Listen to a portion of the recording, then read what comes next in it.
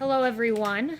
President Trump will participate in a roundtable to hear stories of families positively impacted by law enforcement that will be taking place shortly after this briefing concludes. The president stands with our police officers, our men and women across this country who valiantly patrol our streets and protect our citizenry. This president stands on the side of law and order to secure peace in our streets. That has always been his priority and remains so today.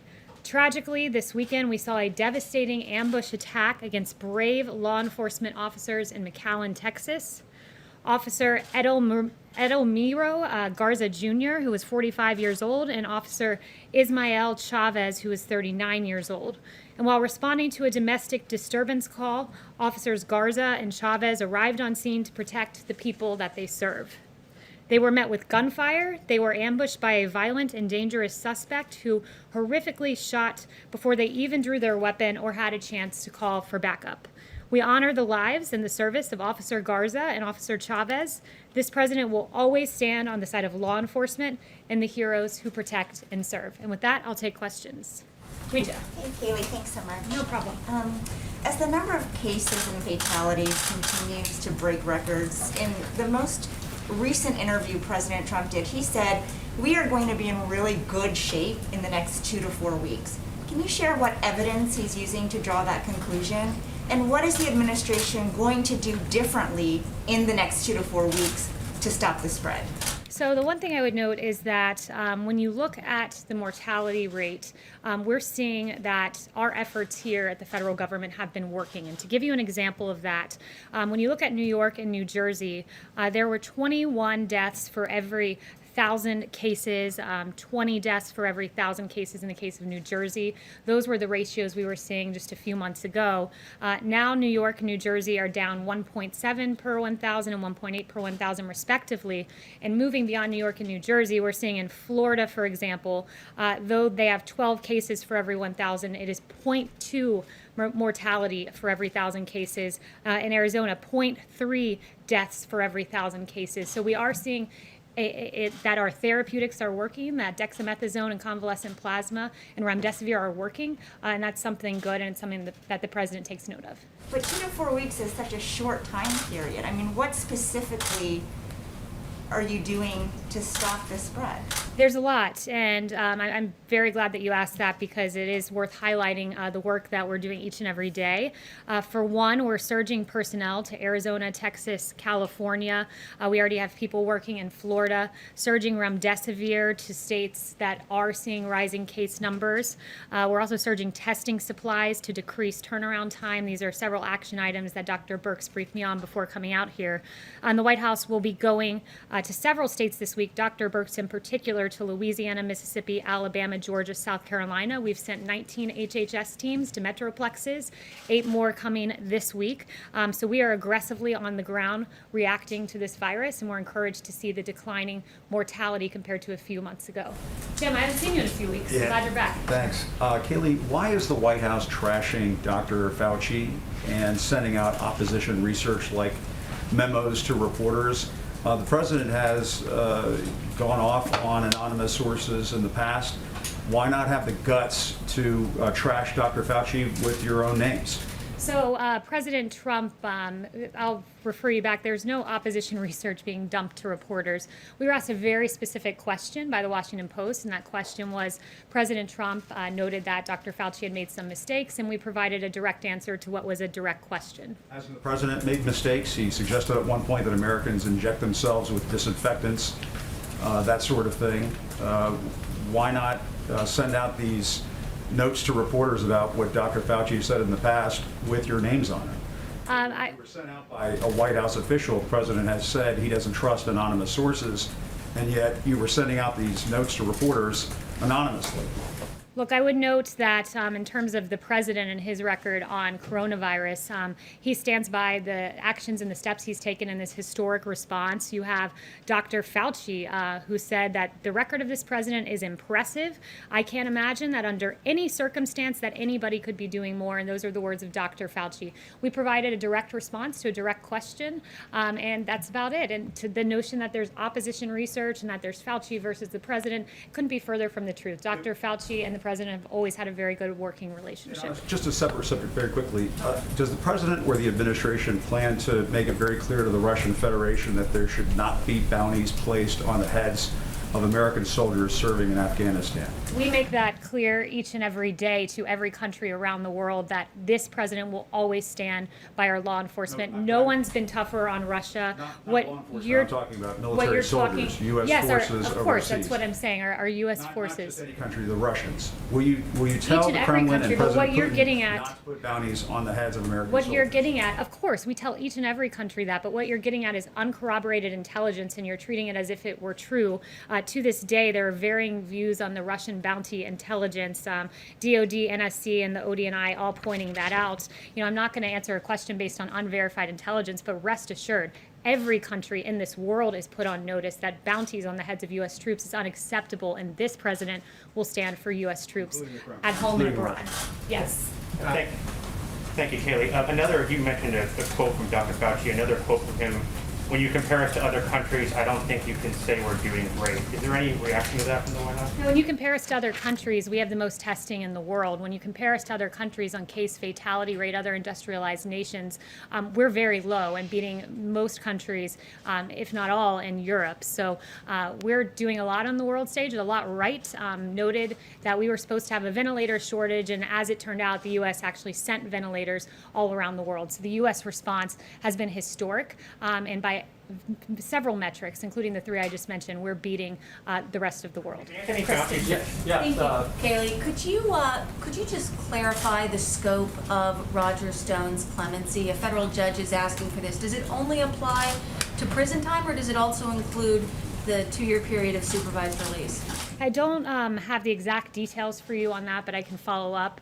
What I will say is that the Roger Stone clemency was a very important moment for justice in this country. You had a completely bogus Russia witch hunt that found nothing, and in order to justify the waste of taxpayer dollars, you had Robert Mueller charging people with process crimes, and it's really curious to me that with Roger Stone, he's charged of false statements, but McCabe was charged of false statements, lying to federal investigators. Brennan, false statements to Congress. Clapper, false statements to Congress. But last time I checked, they didn't have 29 FBI agents wearing tactical gear, showing up at their house in a pre-dawn raid, wielding M4 rifles, sweeping across their lawn, as happened to Roger Stone. They didn't have 4 agents using battering rams, breaking down their front door over false statements. And they didn't have helicopters hovering over their houses and 2 police boats that roared up. Instead, McCabe and Clapper and Brennan and these guys are given lucrative contracts, books, contributorships. So there are really 2 standards of justice in this country, as Adam Schiff noted. Fortunately, he doesn't have the facts to back up the way he meant that term. Mario? One more question, Yes, if I could. The president retweeted something this morning implying that he believes that he retweeted something saying that the CDC is lying about the coronavirus in order to hurt his chances of getting reelected. Does the president believe that the CDC is lying about COVID-19?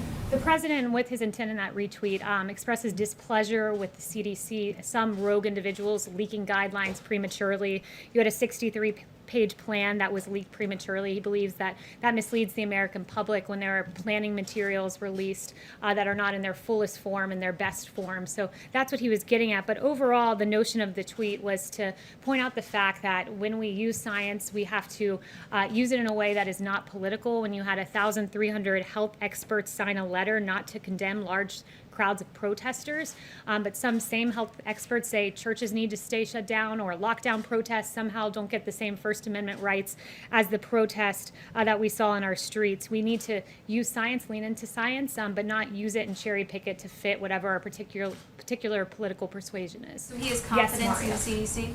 He does. Mario. Thank you, Kayleigh.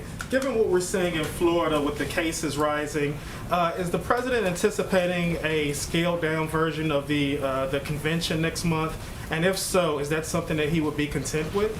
That would be a question for the campaign, but we still plan to move forward with the convention here at the White House. But for particularities, I would point you to the RNC and to the campaign.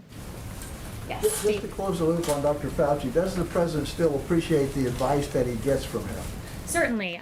Dr. Fauci is one of many on the task force who provides advice. And I would note, Dr. Fauci is an epidemiologist, an infectious disease expert, and he provides his opinion there. You also have other experts like Dr. McCann's Katz, who are behavioral health experts who provide opinions about the holistic health of the child, and she's been a voice for reopening schools and the damage long-term lockdowns can do. You have Dr. Mansuf Salawi, who's working on the vaccines. So there are a number of scientists who are experts in various issues and various specialties, but the president takes the full opinions of the task force and the varying opinions sometimes and moves forward in a way he thinks is best for this country, like he did with the China travel ban. Secondly, Kayleigh, the travel ban with Canada expires in about a week. Is that going to be extended? Are you talking with Canada about that? So no announcements now for our plans with Canada. Yes, Arizona has more new cases of coronavirus than any country in the world, more than the European Union as a whole. So isn't by that metric the United States not doing as well as other countries in handling this? No, because when you lead the world in testing, that means that you identify more cases. Deaths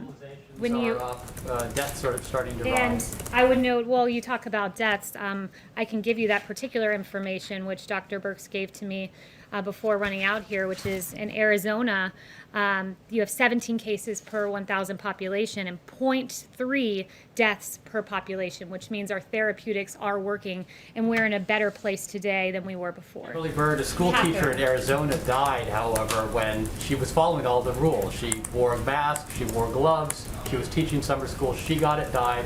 2 other teachers got it and are ill. Her family, her husband, her daughter. I mean, how do you tell parents of school children that it's safe to send their kids back to school when something like that happens? Well, I would point you to the words of the CDC director, who said children are not very affected by this and typically are not spreaders in this. But I would also point to the consequences of staying closed. We have to look at the holistic health of the child. And when you have, according to HHS, 1/5 of all child abuse cases being reported by teachers and educational staff, we cannot stay closed. When you have DC Family Child Agency talking about a 62% decrease in abuse cases being reported, you cannot stay closed. When even the AAP, American Academy of Pediatrics, talked about morbidity and mortality if schools stay shut down, and 70 to 80% of children with mental health diagnoses receive their care in schools. The consequences are grave if we stay shut down. And there's a way for essential workers to go back to work just as our meatpacking facilities did, just as you all in the media are essential workers. We believe our teachers are as well. Yes. Catherine. Thanks, Kayleigh. The administration has said that the goal of maximum pressure is to force Iran back to the negotiating table so we can get a better deal. Is that still the goal of maximum pressure? And in light of the reported new trade and military partnership between Iran and China, what evidence is there that the policy is succeeding? I have no information today to update you on our Iran relationship, which stays the same today as it has been. Yes, Daniel. Okay, I have 2 quick questions. President Trump's former chief of staff, Mick Mulvaney, who still has a role in this administration, he said in an op-ed today that we still have a testing problem in this country and that he and his son have to wait for 5 to 7 days for results. If even President Trump's former chief of staff levels this criticism, doesn't that indicate we do have a problem with testing? Do you have a reaction to his op-ed? Yeah, our reaction is that we've tested, we lead the world in testing. We've done more than 40 million tests. That's an extraordinary number. Admiral Joie gave us an update yesterday that on Friday we did over 800,000 tests. We tripled, quadrupled the number of tests. This is his exact quote. We have, and we also have 12,000 retail test sites that are there, and we're surging testing in basically every specific county that's having a problem. And Dr. Birx was just walking me through pooled testing, which will be a way to process tests at an even faster rate. So leading the world in testing, I would say, means we're doing a pretty good job. Does the president have a reaction to the Washington Redskins dropping their name today? Yeah, it's a good question. I haven't talked to him since the specific announcement's been made. I have talked to him, but not specifically on that.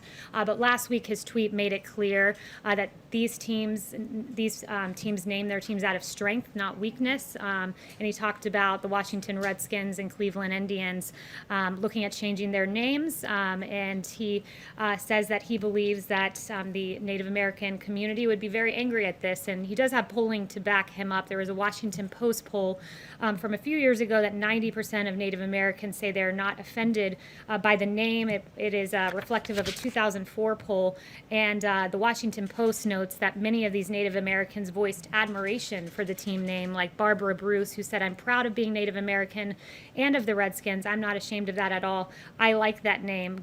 Gabrielle Nez, another 29-year-old from the Navajo community, "I really don't mind it. I like it." And there are several other comments like this in the Washington Post. Kayleigh. Deborah. Thank you, Kayleigh.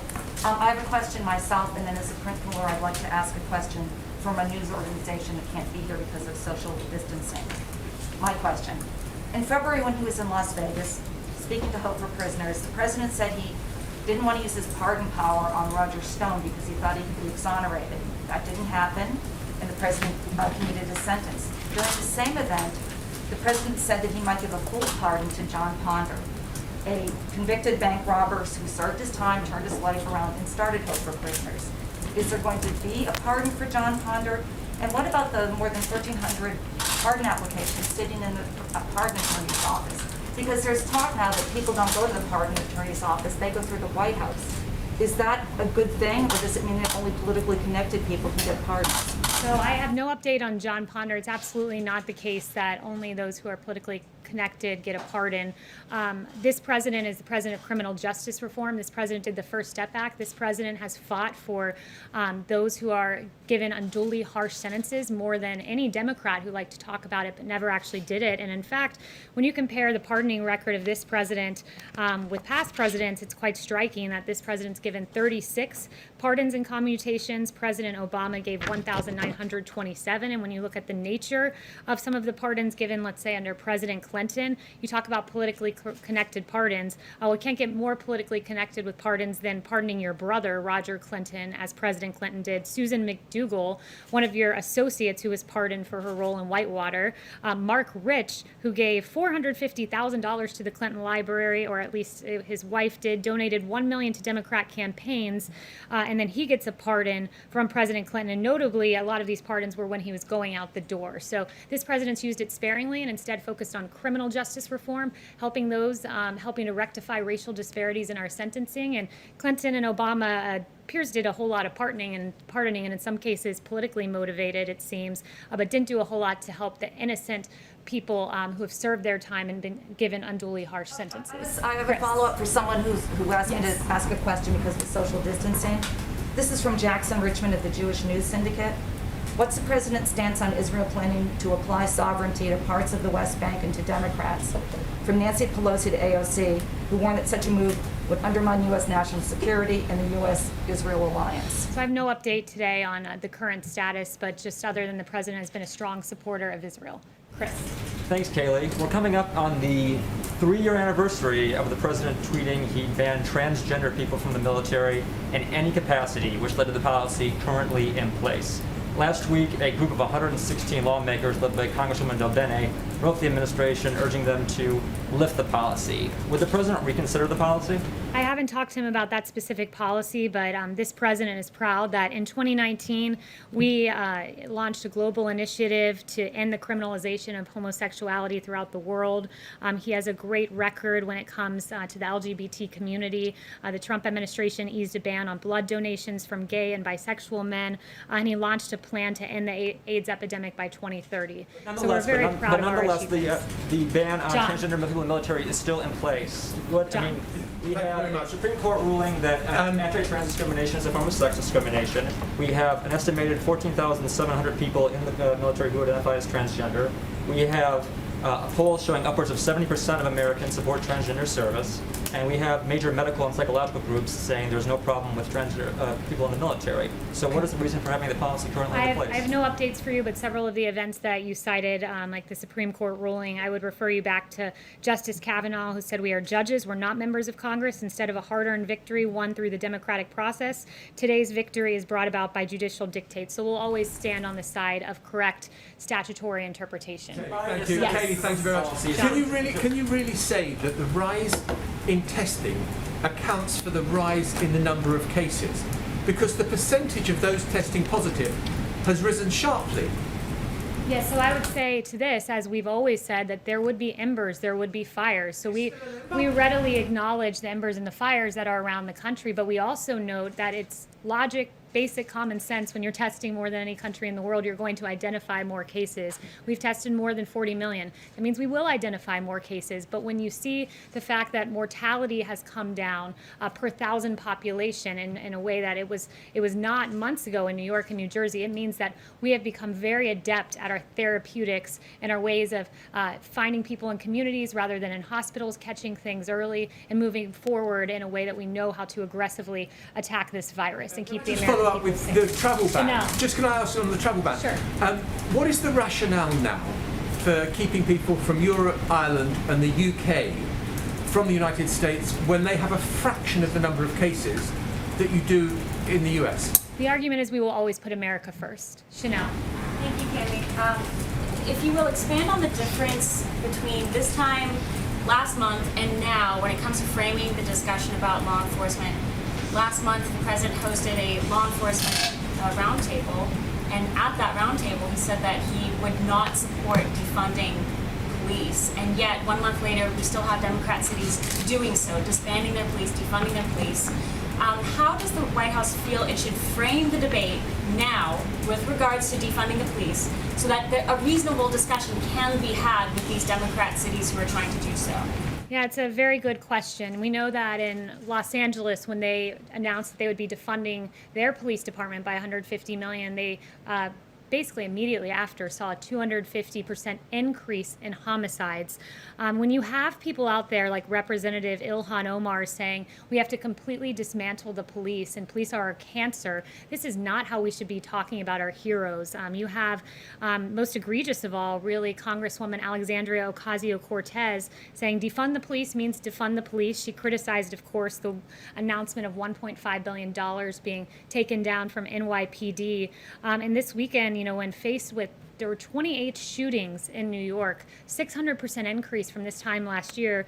You have Representative Ocasio-Cortez saying this is just because people are trying to get food with their families. That is preposterous. The reality is 63% of Americans in this country fear that criticism of our police departments will lead to no public safety in their streets. And 69% of Black Americans, this is a real issue when you call our police cancer, when you talk about dismantling them. And then this weekend in New York, you see a 1-year-old killed in his stroller. His name was DeVell Gardner Jr., and that 1-year-old will be in our prayers. Not only that, you see Officers Garza and Chavez. And to your question about how we should talk about the police and defund the police, a movement the president stands against, the 2 officers ambushed this weekend.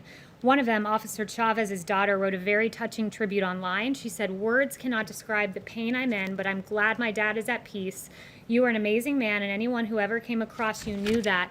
I'm going to miss you so much. You died doing what you love most. You died a hero." And those touching words were written by Savannah Chavez. And I know she received vile and outrageous comments online that were absolutely atrocious for a touching sentiment to her dad. I want Savannah to know your dad is a hero. His police department should never be defunded because most of our police officers are good, hard-working men and women and heroes, much like Savannah's dad. We'll be praying for you, Savannah. Thank you, guys.